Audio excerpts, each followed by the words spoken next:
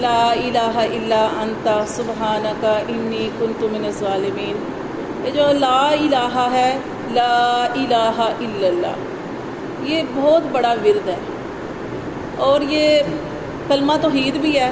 یہ کلمہ ہم کہیں تو ہم مسلمان ہو جاتے ہیں، اور اگر اس کا ہم مطلب سمجھیں تو اس کا مطلب اتنا زیادہ وسیع ہے کہ اس کا مطلب یہ ہے کہ اللہ ہمارے غموں کو، ہماری پریشانیوں کو، ہماری تکلیفوں کو تیرے سوا کوئی بھی دور نہیں کر سکتا، صرف ایک ذات ہے، وہ اللہ تبارک و تعالیٰ کی ذات۔ اس کا مطلب جو ہے بہت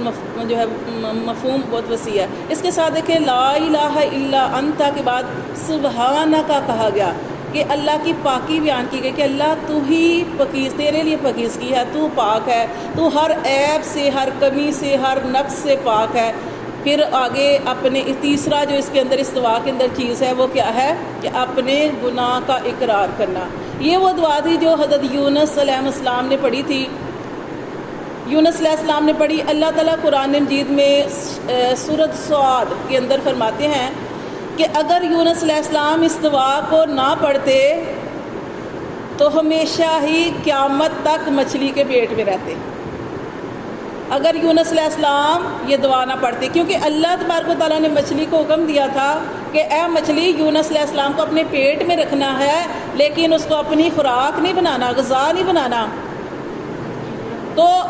پھر یونس علیہ السلام کو اپنی غلطی کا احساس ہوا، اور غلطی کیا تھی کہ اللہ تبارک و تعالیٰ، پورا قرآن پڑھ لیں، اس میں اللہ تبارک و تعالیٰ نے جب کسی قوم پر عذاب نازل کرنا ہوتا تھا تو اللہ تعالیٰ فرماتے تھے کہ اے نبی اس بستی سے نکل جا، تم نے اپنا کام جو ہے وہ سر انجام دے دیا، اپنی ڈیوٹی جو تھی وہ پوری کر لی، اب لوگ ایمان نہیں لا رہے، تو اب تو اپنی فیملی کو لے کے یہاں سے نکل جا، اپنے ایمان والوں کو لے کے یہاں سے نکل جا۔ پھر اس بستی پر عذاب آتا تھا کافروں کے اوپر۔ اب یہ یونس علیہ السلام نے انتظار ہی نہیں کیا، اللہ کے حکم کا انتظار ہی نہیں کیا، اور اس جگہ سے نکل پڑے، اس بستی سے نکل پڑے، اور یہی ان کی غلطی تھی۔ اور پھر اسی وجہ سے پھر یہ ان کے اوپر جو معاملہ سارا، پھر وہ کشتی میں بیٹھے، کشتی جو تھی وہ کشتی کے اندر جو تو طوفان سمندر کے اندر آیا، تو پھر یہ یونس علیہ السلام کو مچھلی کے پیٹ میں رکھا گیا۔ کیسے کہ انہوں نے چھلانگ ماری، اور مچھلی، اللہ کا حکم تھا کہ مچھلی کو حکم تھا کہ ان کو اپنے پیٹ میں رکھنا ہے۔ اب اللہ تعالیٰ فرماتے ہیں سورۃ صاد کے اندر کہ حضرت یونس علیہ السلام یہ ورد نہ کرتے، یہ دعا نہ کرتے تو وہ قیامت تک مچھلی کے پیٹ میں رہتے۔ اب دیکھیں کہ ہم آیت کریمہ پڑھتے ہیں، اس کے بارے میں نبی صلی اللہ علیہ وآلہ وسلم نے ارشاد فرمایا، حدیث کا مفہوم ہے کہ جو بھی یہ کلمات پڑھے گا جو یونس علیہ السلام نے پڑھے، اس کو جو بھی پریشانی ہوگی، کوئی مصیبت ہوگی، کوئی غم ہوگا، کوئی بھی مسئلہ ہوگا، تو اللہ تبارک و تعالیٰ اس کو اس مشکل سے، پریشانی سے نکال دیں گے، اس کو نجات دیں گے۔ لیکن ہم کیا کرتے ہیں کہ جو دعائے یونس ہم پڑھتے ہیں، ہم کسی نے کسی کو کہا کہ آپ جو ہے کسی کو مسئلہ بتایا، اس نے کہا کہ آپ نے آیت کریمہ پڑھیں، اس کی بڑی فضیلت ہے، قرآن میں بھی آیا ہے، اور نبی صلی اللہ علیہ وسلم کی احادیث میں بھی آیا ہے کہ آیت کریمہ جو پڑھتا ہے اس کی اللہ تعالیٰ مشکلیں آسان کرتے ہیں، پریشانیاں دور کرتے ہیں۔ اب جب کسی نے کسی کو بتایا، اس شخص نے کیا کیا یا اس عورت نے کیا کیا کہ اس نے کیا کرتے ہیں لوگ کہ خود نہیں پڑھتے، مدرسے سے بچے بلا لیتے ہیں یا کسی کو کہہ دیتے ہیں آپ آیت کریمہ پڑھ دیں۔ اب کیسے، ٹھیک ہے اللہ تعالیٰ سننے والے ہیں، لیکن یہ دیکھیں کہ جو انسان خود آیت کریمہ پڑھے، خود جب اس نے خود یہ اللہ کی کبریائی، اللہ کی بڑائی، اللہ کی توحید بیان نہیں کی، اللہ کو یہ نہیں کہا کہ لا الہ الا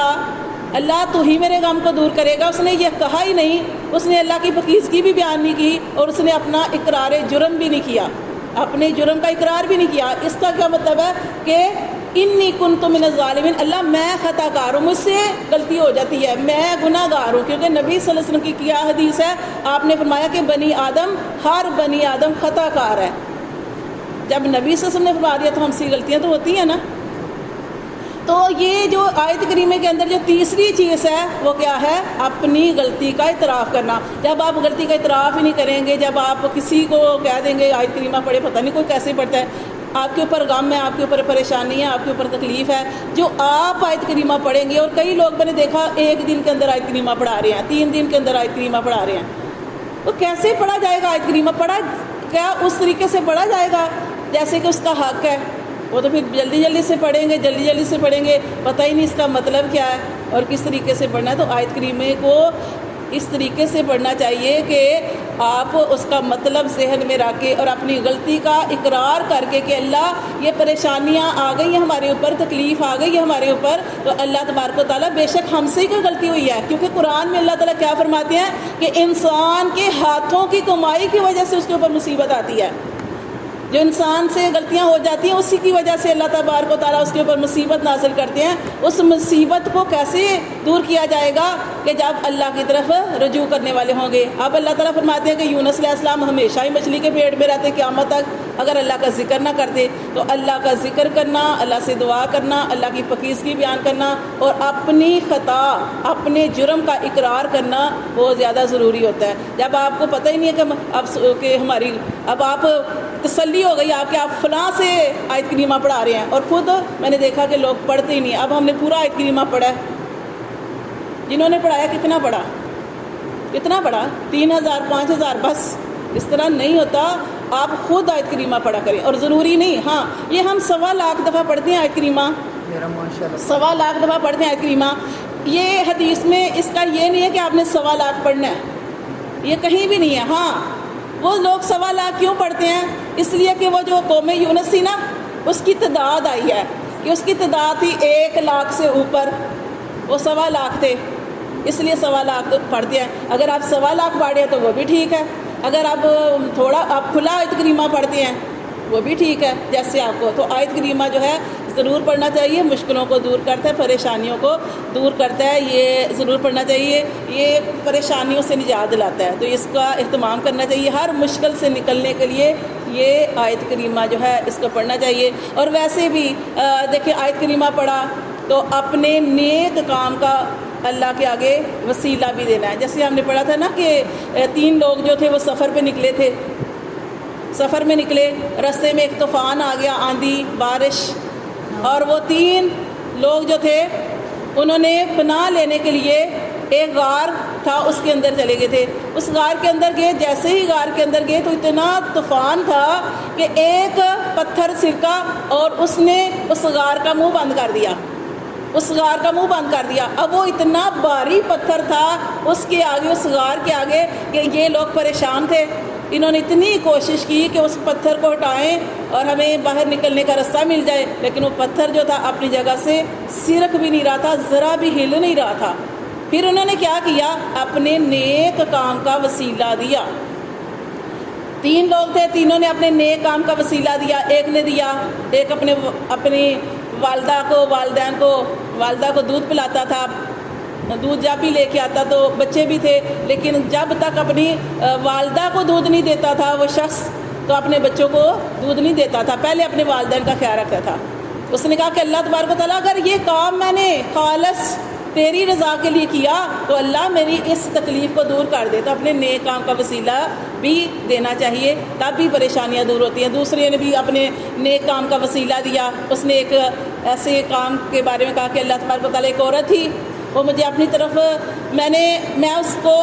اس کو پیسے دیے اور اپنی حاجت کے لیے اس کو پاس بلایا۔ جب میں اس کے پاس جانے لگا تو اس نے کہا کہ اللہ سے ڈر، اور میں ڈر گیا، اور میں نے اس کو پیسے بھی دے دیے تھے اور میں نے غلط کام نہیں کیا اور میں ڈر گیا۔ اللہ میں نے تیری رضا کے لیے ڈرتے ہوئے، اللہ تجھ سے ڈرتے ہوئے یہ کام چھوڑ دیا، تیرے لیے کیا۔ اور تیسرا وہ شخص تھا، سوچیں، تیسرا وہ شخص تھا کہ وہ کسی کے ہاں مزدوری کرتا تھا۔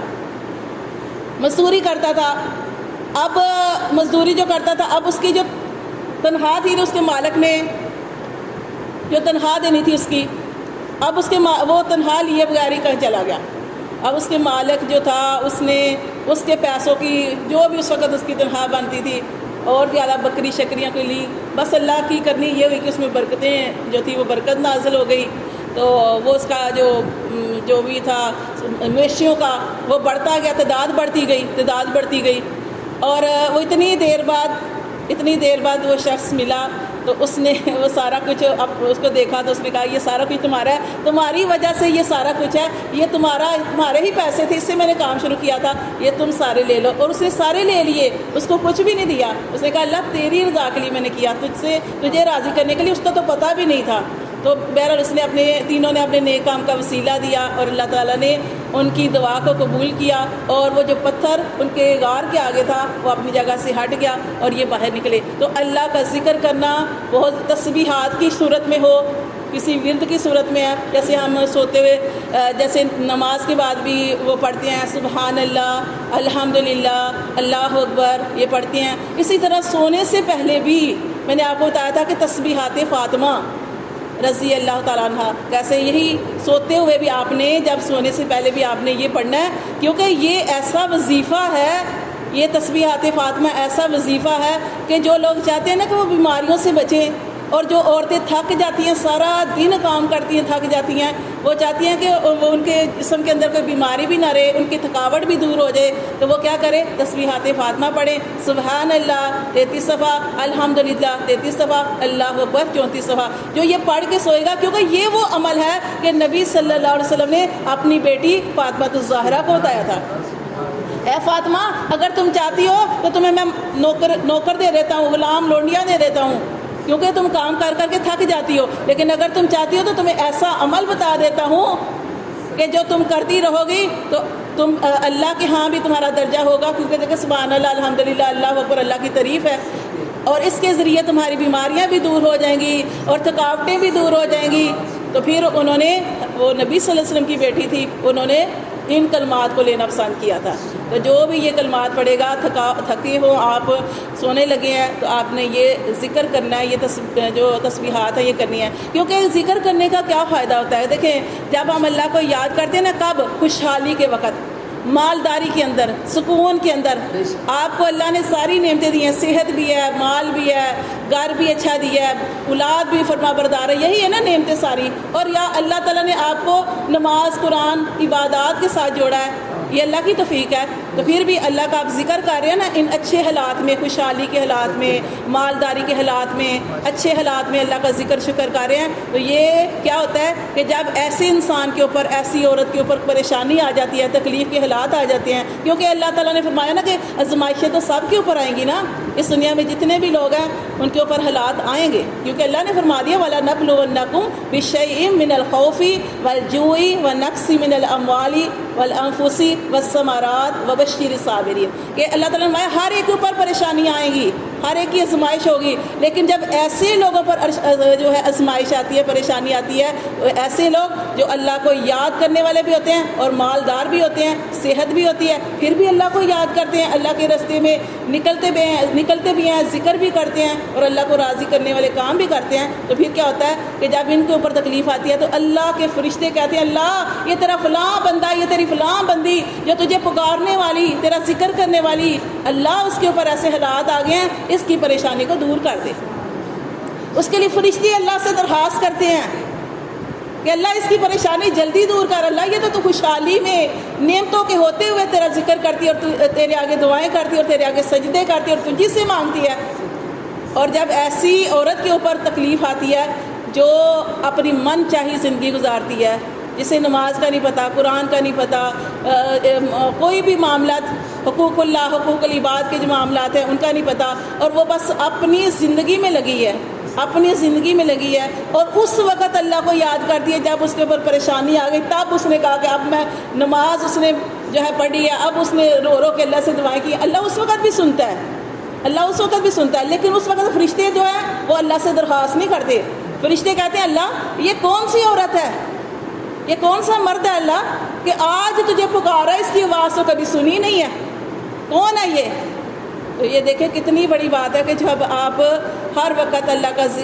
ذکر شکر ادا کرتے رہتے ہیں اور اپنی غلطیوں کا اعتراف کرتے رہتے ہیں، جیسے استغفار کے بارے میں ہم نے اس سے پہلے پڑھا تھا کہ استغفار کیا ہوتا ہے، وہ بھی اللہ سے ہم معافی مانگتے ہیں کہ اللہ تبارک و تعالیٰ تو وہی معاف کرنے والا ہے، اور بے شک ہم ہی گناہ گار ہیں تو ہماری غلطیوں کو معاف فرما۔ تو یہ معافی مانگنا اللہ تعالیٰ کو اتنا پسند ہے، اللہ کی طرف رجوع کرنا اللہ تعالیٰ کو اتنا پسند ہے کہ کتنی پیاری بات ہمارے نبی صلی اللہ علیہ وآلہ وسلم نے ارشاد فرمائی کہ انسان کی توبہ سے اللہ اتنا خوش ہوتے ہیں، اتنا خوش ہوتے ہیں کہ اس کے سارے گناہوں کو بھی معاف کر دیتے ہیں، اس کے درجوں کو بھی بلند فرما دیتے ہیں اور اس کی پریشانی کو بھی دور کر دیتے ہیں استغفار کی بدولت سے۔ تو استغفار کرنے سے اللہ تعالیٰ خوش ہوتے ہیں. تو یہ جو لا الہ الا انت سبحانک انی کنت من الظالمین، تو جب آپ نے پڑھنا تو اس کی 3 چیزیں آپ کے ذہن میں ہونی چاہیے کہ ہم اللہ کی بڑائی بیان کر رہے ہیں اور اللہ سے کہہ رہے ہیں کہ اللہ ہمارا دکھ تو نے ہی دور کرنا ہے. کوئی بھی مسئلہ اولاد کا مسئلہ ہے، اولاد ہے تب مسئلہ، نہیں ہے تب مسئلہ ہے، یا کاروبار کا مسئلہ ہے، رشتوں کا مسئلہ ہے، کوئی بھی پریشانی ہے آپ نے یہ پڑھنا ہے. کیونکہ یہ نبی صلی اللہ علیہ وسلم نے فرمایا، اس کی گارنٹی دے رہے ہیں نبی صلی اللہ علیہ وسلم کہ جو بھی یہ کلام پڑھتا ہے، جو بھی یہ ذکر کرتا ہے، اللہ تعالیٰ اس کو ہر پریشانی سے نجات عطا فرماتے ہیں. تو یہ اس کی 3 چیزیں یاد رکھنی ہیں. پہلی لا الہ الا، تو دوسری کیا ہے؟ سبحانک، جو دوسری چیز ہے. اور تیسری اقبال جرم، اپنے گناہ کا اعتراف کہ جو ہم سے ہی غلطی ہوئی ہے کہ اللہ ہمارے اوپر یہ حالات آ گئے ہیں، ہم سے ہی کوئی غلطی ہو گئی کہ اللہ یہ ہمارے کام کے اندر رکاوٹ آ گئی ہے، یہ رکاوٹ دور نہیں ہو رہی، یہ پریشانی حل نہیں ہو رہی، اللہ تو نہیں کرنی ہے. اللہ کے ساتھ جڑ جائیں تو انشاءاللہ تبارک و تعالیٰ اسی کے ذریعے اللہ تبارک و تعالیٰ. اور بھی بہت سارے ذکر ہیں، لیکن کسی ایک ذکر کو جو ہے وہ آپ جیسے بہت پریشانی آ گئی تو یہ سب سے بہتر ہے کہ آپ دعائے یونس پڑھیں. کہ یہ دعائے یونس جو تھی، یہ اللہ تبارک و تعالیٰ نے قرآن مجید میں اس کا ذکر کیا نا، یونس علیہ السلام کی جو دعا ہے. اور اللہ تعالیٰ نے کیا فرمایا کہ یونس علیہ السلام نے یہ دعا پڑھی تو ہم نے اس کو پریشانی سے نجات دے دی. اور اللہ تعالیٰ نے فرمایا فاستجبنا لہ، ہم نے اس کو نجات دے دی. ونجینہ من الغم، اور ہم نے اس کے غم کو دور کر دیا. پھر اللہ نے اس سے پیاری بات فرمائی وَكَذَلِكَ نُنْجِي الْمُؤْمِنِينَ، اسی طرح جو بھی یہ دعا پڑھے گا ہم اس کو اسی طرح اس پریشانی سے نجات عطا فرمائیں گے جو بھی اس کی پریشانی ہوگی. تو بس آپ نے اس کا اہتمام جو ہم پڑھ رہے تھے جیسے بھی ہم نے پڑھا اللہ تعالیٰ ہم سے قبول کرے. اس طریقے سے تو نہیں پڑھ سکے، اسی لیے میں کہتی ہوں جب ہم پڑھ رہے تھے جنا بڑا ہم نے کلام پڑھا ماشاءاللہ. پچھلی جمعرات تو ایک آیت کریمہ ہم نے پڑھا، آیت کریمہ، اور ایک جمعرات اب ہوئی ہے، پھر آیت کریمہ ایک دوسرا جو ہے وہ ہم نے پڑھا ہے. لیکن ہم اس طریقے سے نہیں پڑھ سکے. اللہ تعالیٰ ہمیں معاف کرے، اور جس مقصد کے لیے پڑھایا انہوں نے اللہ تعالیٰ ان کا قبول اور منظور فرمائے.